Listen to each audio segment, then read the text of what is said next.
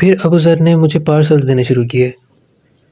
कभी किस एरिया में भेजता था, कभी किस एरिया में भेजता था, कभी किस क्रिमिनल के एरिया में भेजता था, और मैं मजबूर जाता था।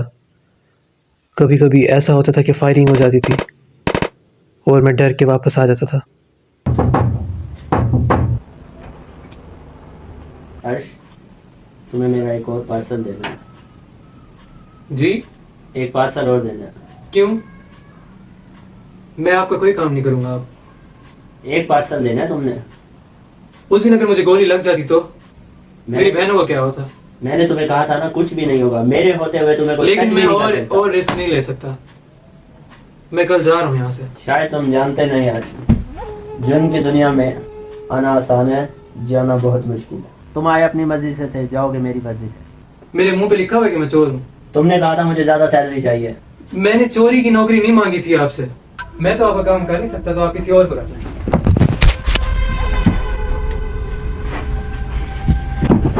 ये गलती कभी मत करना। मेरी ताकत का अंदाजा नहीं है तुम्हें। टुकड़े टुकड़े करवा दूंगा तुम्हारे में। और फिर ब्लैकमेल करते करते उसने पता नहीं हमसे क्या क्या काम करवाए, क्या क्या काम लिए। मैं और मेरी भांजियाँ हम मजबूर उसके कहने में आकर हर काम करते रहे।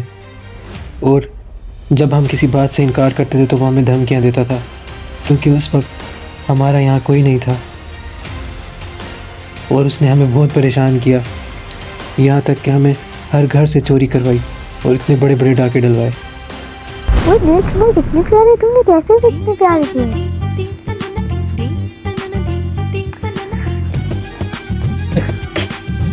बोलियो भी हो। मैं बड़ी होकर इतनी बड़ी चोट नहीं करूंगी, मेरे इतने बड़े नहीं होंगे, सड़कों में नौंदरियां मारूंगी, नौंदरियां। तुम बड़ी चोट नहीं करोगे क्या? मैं मुझे नहीं पता। रुको रुको, रॉक पेपर सीजर करते हैं। Rock paper scissor. भैया से पूछते हैं। भैया भैया, सबसे बड़ी चोरनी कौन बनेगा? तुम दोनों ही बनोगी। भैया दरवाजा बज रहा है। आज तो संडे था, मैंने जो आपको काम बोला था वो तो कर देते हैं। अभी भी आप चीप काम ही करते हैं। एक ही कुछ बड़ा करें, एक ही काम पे आप खड़ गए हैं। चोरी चोरी चोरी। इस लड़के का कुछ करना पड़ेगा। हद से ज्यादा आगे बढ़ रहा है, मुझे नीचे दिखा रहा है, मेरे सामने ऊंची आवाज में बात कर रहा है। ये नहीं छोड़ूंगा इसको मैं। ठिकाना आपने कुछ नहीं। भैया इसने आपके बारे में बात की थी ना,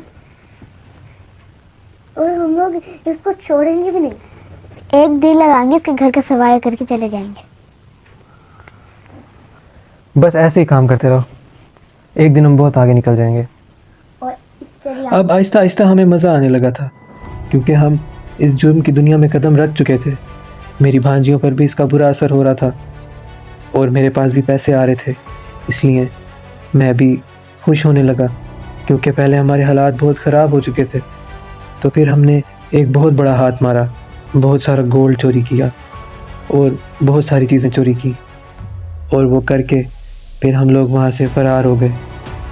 पर फिर कुछ ऐसा हुआ जो बर्दाश्त के काबिल नहीं था। उसने मेरी भांजियों को किडनैप कर लिया और मैं उनको 7 दिन तक ढूंढता रहा। 7 दिन के बाद मुझे वो उसी घर की छत की कूलर से मिली, बंधी हुई।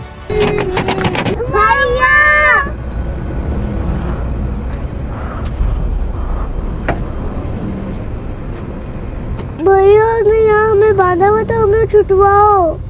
बस अब डरने की कोई जरूरत नहीं है, मैं आ गया हूँ ना, सब ठीक हो जाएगा। ये कब से बंद किया हुआ है उसने तुम्हें? काफी दिन से।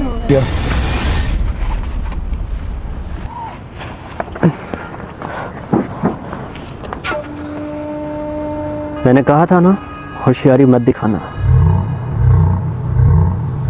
बहुत पछताओगे तुम। मुझसे पंगा ले रहे हो, मुझसे, नवाब से पंगा।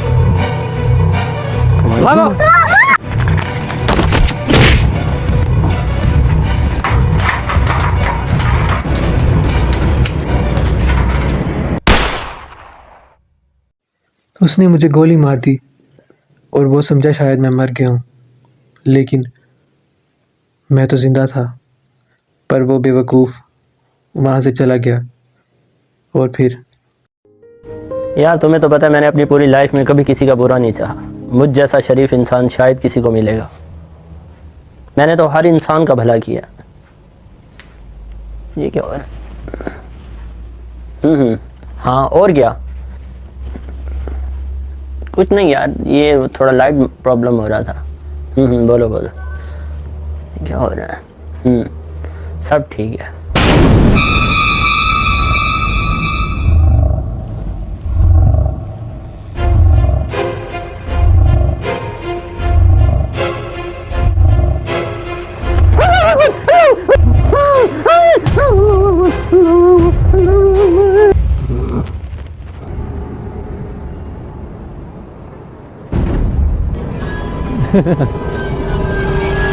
डरने की कोई ज़रूरत नहीं है, मैं ही हूँ, अर्श।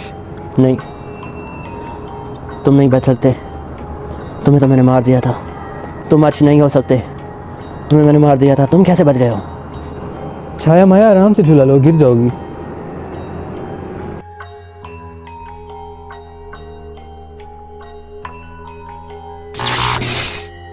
किसे ढूंढ रहे हो? मैं तो इधर हूँ।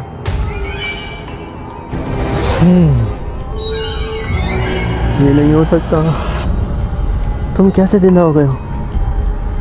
नहीं, तुम्हें तो मैंने अपने हाथों से मारा था। नहीं, मेरे पास मत आओ, मेरे पास मत आओ, मत आओ मेरे पास।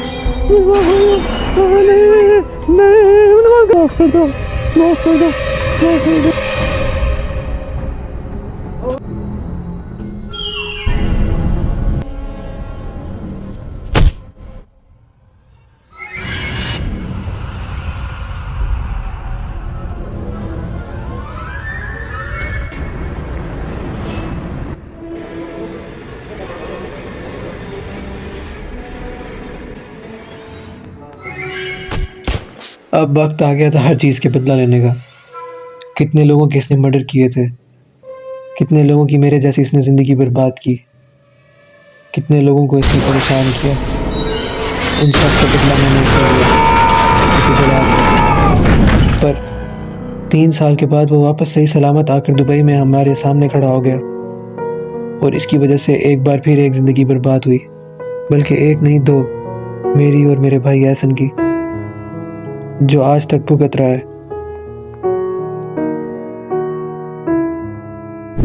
तो बहुत हरामी था भाई। हरामी तो वो था, लेकिन फिर अल्लाह पाक ने सजा भी तो दिया। चलिए एक और बात पूछूं आपसे, एक लास्ट बात। पूछो। आपकी डायरी में मायरा का जिक्र था, वो कौन है? माहिरा, आपने तो सारा कुछ पढ़ा है। जी ये सब कुछ पढ़ा है मैंने। बताना पसंद करोगे? सब कुछ पता है जब, फिर और क्या नहीं बताना उसका। नहीं, कुछ तो ऐसी बातें हैं जो भी मुझे भी नहीं करना रहा। अभी भी मिलते हो उससे? नहीं, मिलना तो नहीं होता, इतनी परेशानियां और इतना सब कुछ। रिलेशन में तो हूँ, लेकिन ना बात होती है, ना उससे कभी मिला हूँ जब से ये सारा मसला हुआ। तो वो आपको छोड़ के नहीं जाती? नहीं होता यार, वो अगर 1 साल भी उससे बात ना करो तब भी वो वैसे की वैसे होती है। आप याद करते हो उसको? करता हूँ। अब तो आप मिलो उससे, लिए अब तो सब कुछ ठीक हो रहा है। सोच तो मैं रहा था, पर तुम्हें क्या लगता है जाना चाहिए? जी अली, जाना चाहिए। आई थॉट वो आज भी आपके इंतज़ार में बैठी होगी।